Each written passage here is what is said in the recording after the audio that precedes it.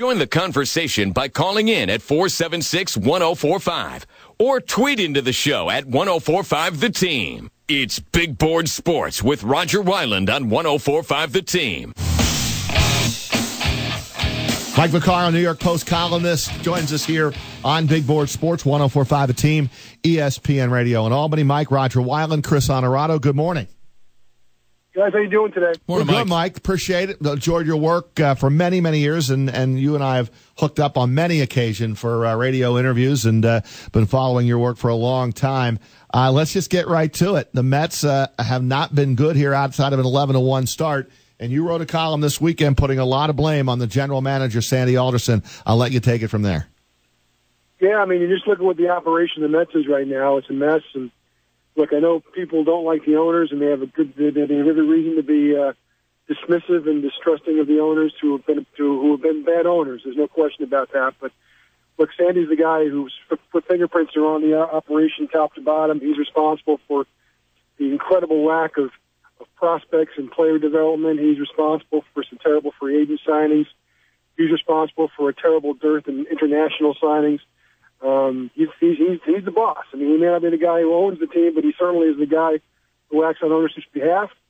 And look, I mean, you can scream all you want about the owners being cheap, and they've certainly proven in the past that they are. But it's also a $150 million payroll, which you can win with a $150 million payroll in Major League Baseball. You're not asking them to be the Royals. You're asking them to try and be like the Astros. And as the Astros have proven, they can. You can win with that. As the Indians have proven, you can win with that. And look, I mean, maybe because it's New York, you expect them to compete with the Red Sox and the Yankees and the Dodgers and the Cubs in terms of financial might, and that's a fair thing to want, no question about it. But certainly the product should be better than it is, and that's all on Sandy. And that was going to be my follow-up, and you just touched on it, is how much are the hands of Sandy Alderson tied with what the Wilpons want, and is how much money he's been given to spend. Well, again, like I said, $150 million isn't $90 million. It's not. It's about 9th or 10th in the game. And look, by rights, the Mets should spend the way the Yankees spend. They should spend the way the Red Sox spend. They're a big market team with big market resources, and they don't seem to take full advantage of that. But they do take some advantage of it, and that is a number that you can win with if you know what you're doing. Part of the problem, in a game that's becoming a young man's game, they don't have any youth that really excites you. I mean, Brandon Nemo's having a nice year. Michael Conforto, who knows how much his injury last year has hindered him this year, but certainly he's stagnated this year. The pitchers are still kind of the crown jewels of the kingdom, but obviously Noah Syndergaard hasn't pitched in a month. And Jacob deGrom now is the subject of all kinds of trade rumors and stuff. So, look, I mean, it's a mess top to bottom. There's no question about it. It's bad ownership, but it's also bad GM, and those two things are not mutually exclusive. You can get by. You know what? In Kansas City, Dayton Moore has very strict budgetary constraints, and yet he was able to not only build a world champion, he was able to build it by drafting properly and selecting the right guys that go together. That's how you build a baseball team in 2018, and Sandy hasn't shown any way, with the exception of two kind of, pixie dust months in 2015, in which were driven by his fourth choice at the trading deadline, which was Eunice Cespedes. He's really hasn't done very much in 8 years to make the Mets a better team than they were when he inherited them. You can read Mike's piece in today's New York Post, also nypost.com, or go to his Twitter page. It's at the top there, at Mike VACC. Mike Vaccaro of the New York Post with us here on Big Board Sports, 104.5 The Team, ESPN Radio. All right, Mike, how do they fix this? Is the only way to try to fix the New York Mets at this point to trade one of their best players, and that be it Syndergaard or deGrom, to try to fill that farm system, which you said is so devoid of talent? If you can make the right kind of deal. Look, the problem for the Mets is that the Yankees did what they did 2 years ago, and an uncharacteristic display of understanding they weren't going to win the World Series 2 years ago, and they traded off Beltran and they traded off Andrew Miller, and they got and of course they also traded off Chapman for legitimate players. I mean, Gleyber Torres is going to be a star in this league for a lot of years.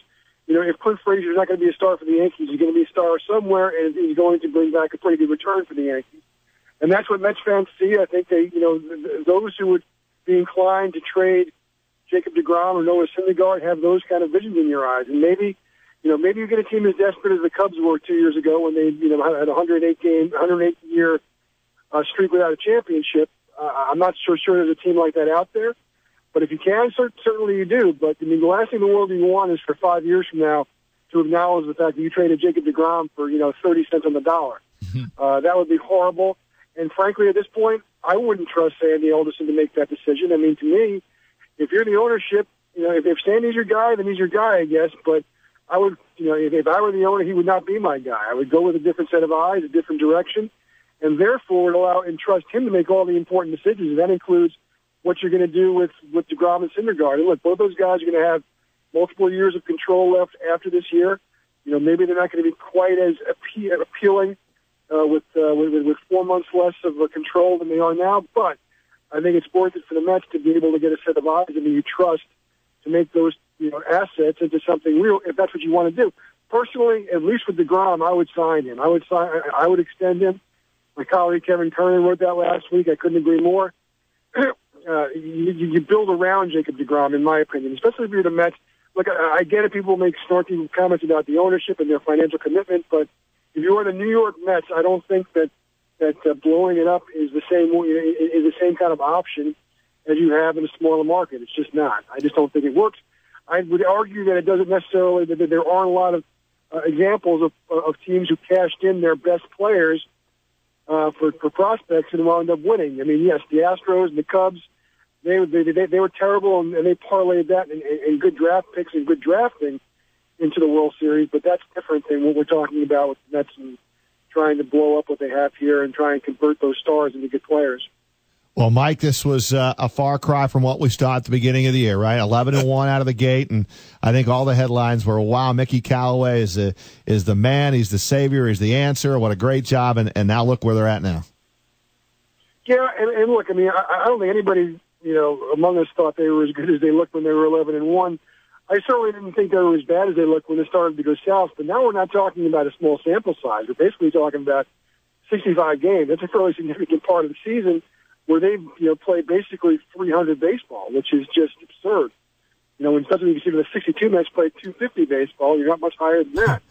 They're the second worst team in the National League right now, and they're not very very high above the Marlins. The Reds have more wins than them. It's a you can start looking at the different statistics to kind of illustrate just how bad they are, but you don't even need them. All you got to do is watch them every day, and they're a tough team to watch. Except for the days when Jacob deGrom pitches, you're going to get a superstar effort, but you're also not going to see the team score a lot of runs, as we've seen the last month and a half. So it's a mess, and look, it's not an accidental mess. You look at the team, it's very thin on talent, it's very thin on depth, and that's how you wind up in trouble. And for the sixth time in Sandy's 8 years, they're going to have a losing record, and that's just not a good track record. Hey, Mike, I've got a stupid question. Is all of this as simple as Yoenis Cespedes not being in the lineup?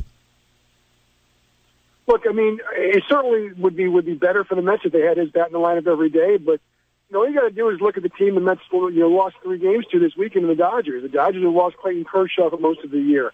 They lost Seager for all the year, for the whole year. They have lost, they've lost more games to injury than the Mets have. And they too were buried at one point. They were 9 games under 500 in the middle of May, and now they're back, to where the Dodgers expect to be. Why? Because they have guys, look, you can go up and down their roster, and, they have a huge payroll. But a lot of that payroll is dead money. We're talking about, some prospects and guys like Jock Peterson and Bellinger who have panned out. You're talking about finding guys like Max Muncy. Mm-hmm. You're talking about finding guys like Justin Turner and where they find him from if you really want to bring it all full circle. So, that's how the Dodgers have succeeded, and they've experienced as much injury and problems with health as the Mets have. So, it's obviously the Mets probably will be a few games better if they had Cespedes than if they had Syndergaard, but that's the kind of thing that baseball teams go through, and that's why depth is such an issue, and why every offseason, the Mets roll their eyes when skeptics like myself and other sports writers talk about, sure, they have a pretty good roster, 1 to 25, but what happens when invariably 5 or 6 or 7 or 10 of these guys get hurt. And you're seeing the consequences of that now. Are we going to see Cespedes back at all this season? I mean, I think you will. I mean, look, here's the thing with Cespedes. I know it frustrates Mets fans beyond belief, and I understand that. I also know that you can never gauge another man's pain. You just can't. I mean, as someone who's broken his leg and sprained his ankle and had other issues, I mean, some people have higher thresholds for pain than others. And look, as a sports writer, the cardinal rule I learned was even before I was a sports writer long ago, when so many people kind of got on J.R. Richard for being lazy and not wanting to try and get back from injury. And what happened? Well, they wound up with a stroke. So I mean, unless you're a doctor and you're examining somebody, I have a hard time kind of gauging someone else's health and criticizing him for that. But obviously, I mean, you'd like to see him play because he's such an integral part of who the Mets are, and still an integral part of what they want to be in the next couple of years, you think. And yes, you'd like to see him on the field. I think he'll be there, but by the time he comes back, this season will probably be a lost cause. Mike Vaccaro, always a pleasure. Enjoy your work, New York Post, and thanks for a few minutes here on Big Board Sports in Albany, Mike. Anytime. Great talking to you guys. Good stuff, Mike. You too, Thanks, Mike. man. Take care.